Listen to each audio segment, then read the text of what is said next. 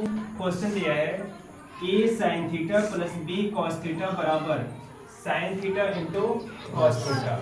आगे दिया था A sine theta minus B cos theta बराबर 0 सिद्ध करके लाना है। कह रहा सिद्ध कीजिए कि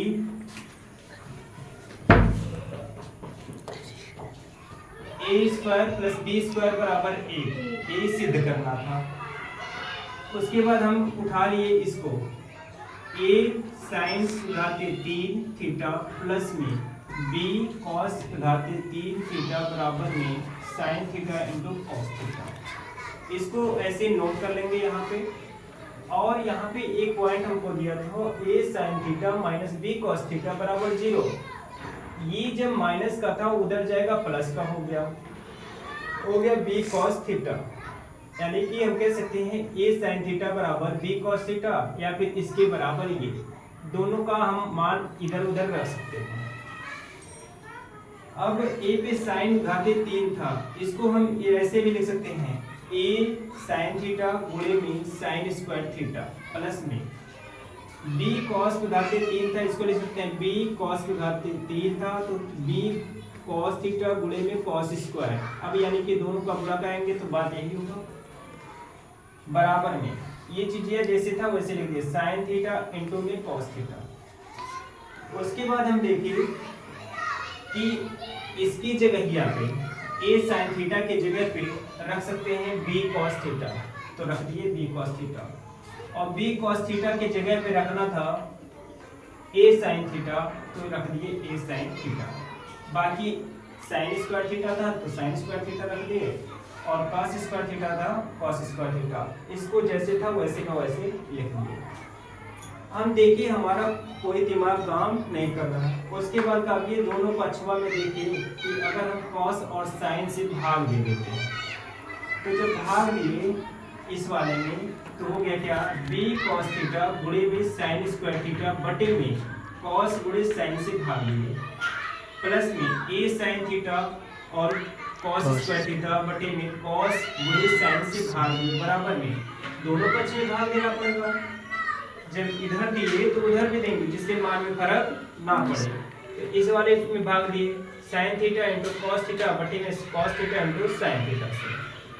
तो कॉस से कॉस कट गया, साइन से साइन कट गया, कॉस से कॉस कट गया, साइन से साइन कट गया। यहाँ पे कॉस से कॉस खत्म, साइन से साइन खत्म। यहाँ देखो खाली बी बचा और साइन बचा, तो हम कह सकते हैं बी साइन थीटा प्लस का प्लस ए कॉस थीटा। यहाँ पे दो कॉस स्क्वायर थीटा, इन्हें क्या था कॉस स्क्वायर थीटा था, तो एक कॉस खत्म तो एक कॉस बचा है ना, तो हम लिख सकते हैं ए कॉस थीटा बराबर में ये टोटल कट गया तो क्या बचा एक ऊपर बचा एक नीचे बचा, तो एक बटे एक को हम खाली एक नहीं लिख सकते हैं। इसको मान लिए इक्वेशन नंबर 2। अब हम समीकरण नंबर 2 की दोनों पक्षों में वर्ग कर देते हैं। वर्ग किस लिए किए क्योंकि यहाँ पे सब वर्ग में दिया था, ठीक है।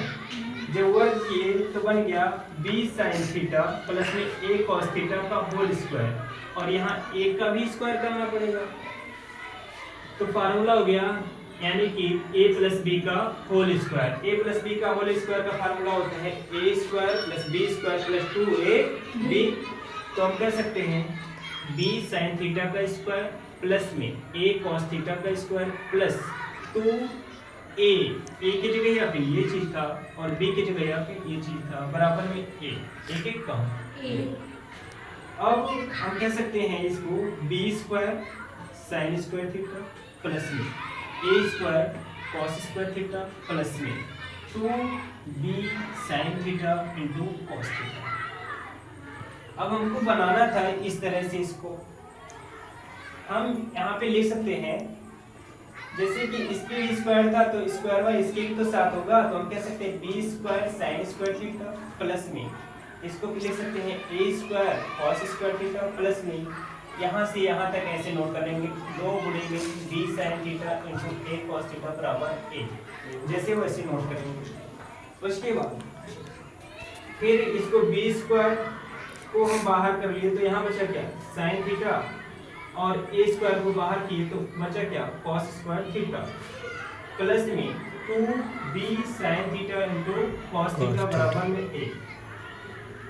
अब हम क्या किए, b को यानी कि बाहर जो किए तो इसको लिख सकते हैं sin थीटा को इस तरह से भी तो लिख सकते हैं 1 माइनस sin यानी कि क्या cos स्क्वायर थीटा, और cos स्क्वायर को लिख सकते हैं 1 minus sin square theta. Formula होता है, क्या फार्मूला होता है, यहाँ पे ध्यान से देख लो, sin स्क्वायर थीटा बराबर होता है 1 माइनस cos स्क्वायर थीटा, ये तो फार्मूला होता है। तो हम यहाँ पे रख दिए। अब b का जब गुणा कराए तो b स्क्वायर माइनस में b square cos square theta, a का जब गुणा कराए तो a स्क्वायर माइनस में a square sin square theta, plus में इसको लिख सकते हैं 2a और b को इकट्ठा कर लिए ab sin theta into cos theta बराबर में a।